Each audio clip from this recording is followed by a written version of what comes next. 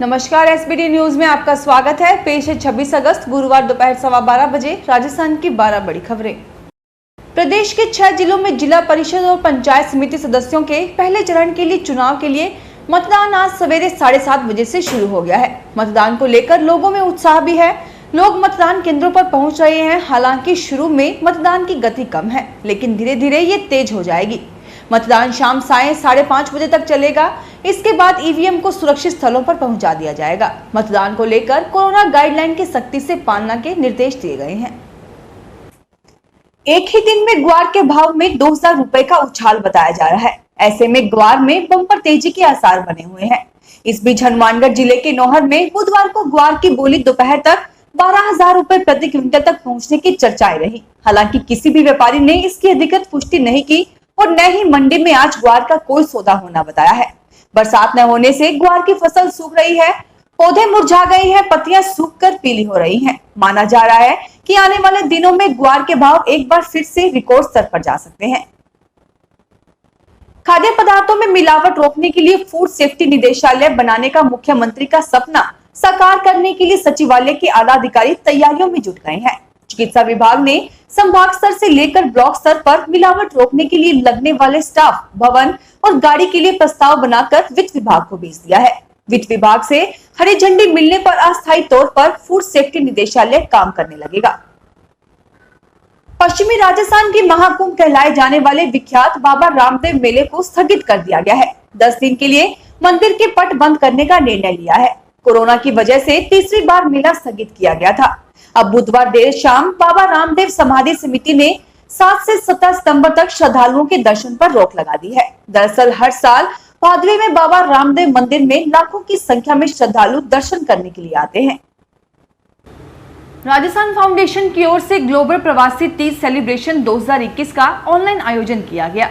कजरी तीज के उपलक्ष्य में आयोजित किए गए इस कार्यक्रम को लगभग 50 देशों की राजस्थानी प्रवासी महिलाओं ने एक साथ मनाया। इस आयोजन में UK, Australia, Egypt, Canada, Netherland, North America, Dubai, Kenya, Uganda, Germany, America आदि से राजस्थानी प्रवासी जुड़े। राजस्थान फाउंडेशन ने इस अनूठे सांस्कृतिक कार्यक्रम से प्रवासी महिलाओं को एक साथ जोड़कर उन्हें अपने प्रदेश की मिट्टी की खुशबू से रूबरू करवाया। धौलपुर जिले में पर्याप्त मात्रा में कोरोना वैक्सीन उपलब्धता के बाद भी वैक्सीनेशन में कमजोर प्रगति वाले चिकित्सा अधिकारियों पर गाज गिरेगी। इसके लिए जिला कलेक्टर राकेश कुमार जायसवाल ने बुधवार को जिला स्वास्थ्य समिति की बैठक में समीक्षा के दौरान ऐसे अधिकारियों को नोटिस देने के निर्देश जारी किए हैं। पाली जिले के जतारण नगर पालिका के अधिशासी अभियंता त्रिकमदान चारण व कनिष्ठ लिपिक चंद्रवीर सिंह भाटी के एक फर्म का बिल पास करने के एवज में रिश्वत मांगने व एसीबी में दोनों के खिलाफ प्रकरण दर्ज होने के बाद बुधवार को एसीबी ने आरोपी अधिशासी अभियंता त्रिकमदान चरण को गिरफ्तार कर लिया। वहीं कनिष्ठ लिपिक चंद्रवीर सिंह फरार चल रहा है, उसकी तलाश जारी है। मानसून की बेरुखी से भीलवाड़ा जिले में खरीफ की 3,71,000 से अधिक हेक्टेयर में खड़ी फसल पर सूखे के बादल मंडरा रहे हैं। जिले में खरीफ की फसलों से करोड़ों का टर्नओवर होता है। जिले में अब तक 344 mm बारिश हुई है, जो सामान्य से कम है। सावन महीना सूखे में बीत गया। अब भादों में भी बारिश नहीं होने से फसलें सूख रही हैं। इसका असर मक्का, ज्वार, ग्वार, मूंग, उड़द, मूंगफली और बाजरा की फसल पर पड़ रहा है। रीट परीक्षा में कट ऑफ को लेकर खास तौर पर सचेत रहने की जरूरत है। एग्जाम में पास होने के लिए जरूरी है कि बेहतर स्ट्रेटेजी अपनाने की। स्कोरिंग बढ़ाने के लिए 12 ऐसे फोकस पॉइंट हैं जो रीट अभ्यर्थियों को अच्छे नंबर दिलवा सकते हैं। कुछ सब्जेक्ट्स और उनके टॉपिक्स ऐसे होते हैं जिनमें सबसे ज्यादा अंक हासिल किए जा सकते हैं, लेकिन गलत उत्तर देने पर वही सब्जेक्ट या टॉपिक सबसे ज्यादा अंक प्रतिशत गिरा भी सकते हैं। प्रदेश में कृषि उपभोक्ताओं को छोड़कर सभी बिजली कनेक्शनों पर अब प्रीपेड स्मार्ट मीटर लगेंगे, यानी अब बिल पहले जमा करवाने पर ही बिजली सप्लाई होगी। हर कनेक्शन व मीटर की ऑनलाइन मॉनिटरिंग होने से बिजली चोरी रुकेगी। केंद्रीय विद्युत मंत्रालय के गजट नोटिफिकेशन के बाद जयपुर, अजमेर व जोधपुर डिस्कॉम ने मीटर बदलने की गाइडलाइन का काम शुरू कर दिया है। ऊर्जा मंत्री बीडी कल्ला बोले, नोटिफिकेशन का परीक्षण करवा रहे हैं।